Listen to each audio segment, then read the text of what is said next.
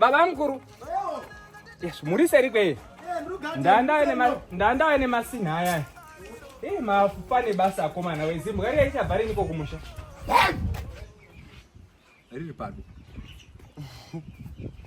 Hamai kuru mwana mengo. Masini ashari bitone masini mamutoni.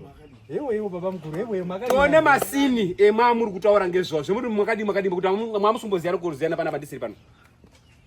Mashizha emumango. Andakananika mubhozo wangu ranga chitayo nde BP. Saka ndatotora kutoataura kuti mashizha emango aya ndakochodini kochonanika. Hapana chakashata. Ndipetone mwana wangu ndone mashizha acho. Ndono mashizha acho. Mai kuru. Maini. Usatama nengo yangu ba. Unozvizoti mwana wako ndine criminal record.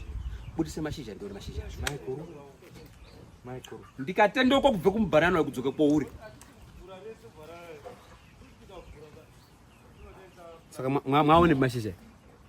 Angoswa mugaba imomo. Ndiani? Ndatogwana mayoni no. Mayoni ne kwari. Urufunga ndisiko ncho chiri sealed baichi.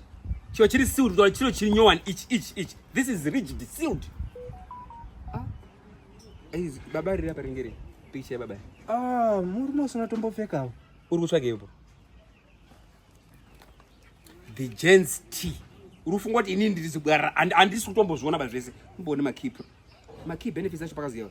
Improves sexual function, anti-aging properties, supports unorumanga chihure chako iwo wazwa akatombodi mahure bakambweke kokurukuona kare sexual unuri iwe tarisa kwendiri sexual tawapi kutanga hapo zvanye kudini wakaziya ngeke kuti baba mbomukuru wako yana iwe susu kudiniko dysfunctional yo sexual yo yakanyorwa hapa iyi wakaiziya kuti mbomukuru wako anayo ndakangozwa chizazi ku anzi chini pumpkins club ndakatongopiwa saka notombozeti ndatoshamisika kutoona boxi nasi ndasambonona maini unozviziyawo kuti inini ndine criminal record wazvizwa this time ndikakupwanya andikubhadhari ndakafamba kwandakafamba kuprofita chimira nditaure zvakanaka aprofita echipurisa vanhu nemama masoro nayo chimira nditaure zvakanaka taure nyaya yako nditaure taure nyaya yako nditaure zvakanaka